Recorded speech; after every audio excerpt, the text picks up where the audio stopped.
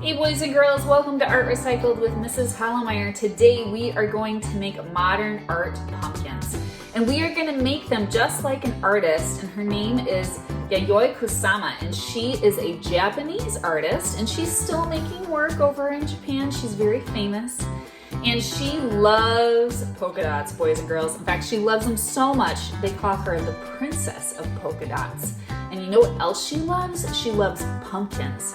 So boys and girls, this is a great project for pre-K up to, well, I guess any age. So let's get started and let's make some cool modern art. That's a great fall decoration for your house. All right, to start our pumpkin today, you're gonna need white paper, probably some watercolor paints and a brush, which you should have on your school kit list, and either a permanent marker, boys and girls, or a black crayon. Black crayon will work just fine. You do not want to use Crayola marker. Crayola marker with the watercolors will probably smear. So let's get started, and again, boys and girls, if I move too fast for you, you just pause the video, okay? All right, I'm gonna make kind of a rectangle shape at the top of my paper. I'm gonna make a line that curves up a little bit, and then I'm gonna go straight over and curve back down like that. Then what I'm gonna do is I'm gonna touch kind of in the middle of that on this side, and I'm gonna go all the way to the side of the paper, all the way to the bottom, back up, and I'm gonna touch the stem on the same spot on the opposite side. Now I'm gonna go below the stem, and I'm gonna make just a little bit, a short little line like that, and then I'm gonna touch the end of that line and go up and touch the bottom of the stem on that side, and then I'm gonna go up and touch the bottom of the stem on that side. Next thing I'm gonna do, I'm gonna find where this corner is that I just made, and I'm gonna pull your pencil or your marker, crayon, down and curved. It kind of mirrors the same curve as this curve. And then I'm gonna touch this corner, and I'm gonna pull down and in a curve. That's kind of a curve that looks like the same as this curve. Then I'm gonna go up a little bit, just a little bit on the stem, maybe halfway between here and here. And I'm gonna make another curved line. Notice, boys and girls, this does not touch this at the bottom. It touches kind of in the middle of this space between this and the edge. I'm going to do the same thing on the other side. Next thing I'm going to do, I'm going to touch almost right by this line. I'm going to shoot a line that goes back. Same thing on the other side.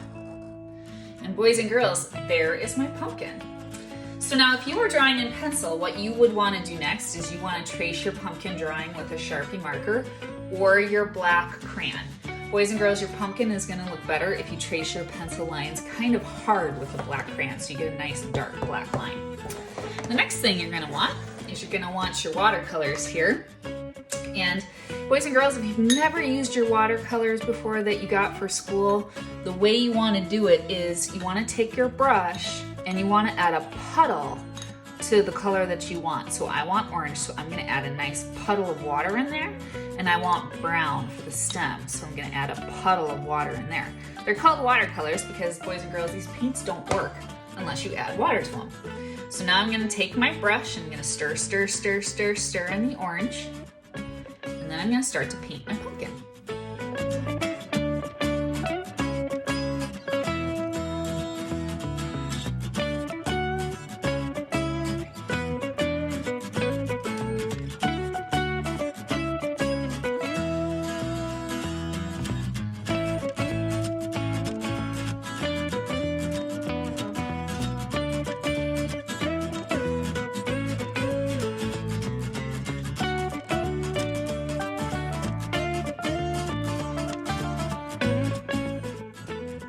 All right, boys and girls, now that my pumpkin is dry, I'm going to show you some different ways to go about decorating it. So if you have younger kids, pre-K, kindergarten, I think the easiest way is going to be with Q-tips and the watercolor paint.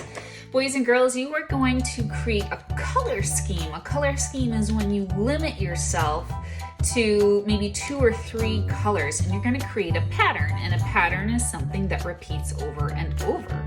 So I'm going to use blue because I really like this color blue, and I'm going to use green. I'm going to stay away from oranges and yellows and reds because my pumpkin is orange, and those colors are going to kind of blend in with the pumpkin, and they may be hard to see. So now I'm going to take a Q-tip and I'm going to stir a little bit in the blue. And parents, you may want to watch younger kids when they do this, otherwise they may ruin their watercolors by digging in it. And boys and girls, you're going to take your Q-tip and you're going to start to make polka dots with it, just like this, just by stamping it, just like the artist that we studied about. And boys and girls, I'm going to do one color in one section of the pumpkin. The water I spilled, as you can see, is kind of forming a stain on there. Notice how I'm not going to go in there right now, because if that's really, really wet, this is why you had to let your pumpkin dry, then look at what's going to happen. This is going to bleed and it's going to spread like that. So you do want to make sure your pumpkin is totally dry. I accidentally spilled, so that's why I'm not going to go there. But on this section now, I'm going to use a green. And then the next section after this one, I would use blue. And then the next section after that, I would use green. And so as you can see, boys and girls, I am making a pattern. Ooh, if you rub a little bit more, after a while, your Q-tip may be dissolving at the top. You may get bigger dots, and that even may be kind of fun too.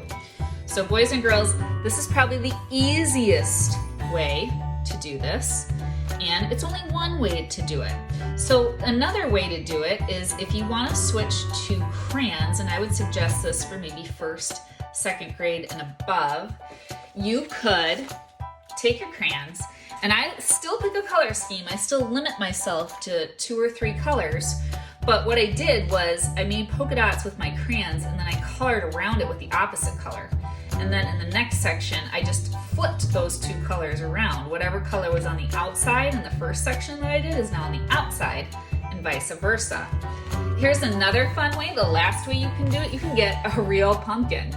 Now, if you're gonna do it this way, boys and girls, I would use permanent markers, or I would use paint markers. And you can take off permanent marker and paint if you mess up with the paint markers by using rubbing alcohol, or we all have a lot of this right now, you can use hand sanitizer and it should take it off. When I use my permanent markers or my paint markers, I make sure that I start with the littlest dot first, and then I keep working my way out, because permanent markers don't go over each other well unless it is black going on top of a color.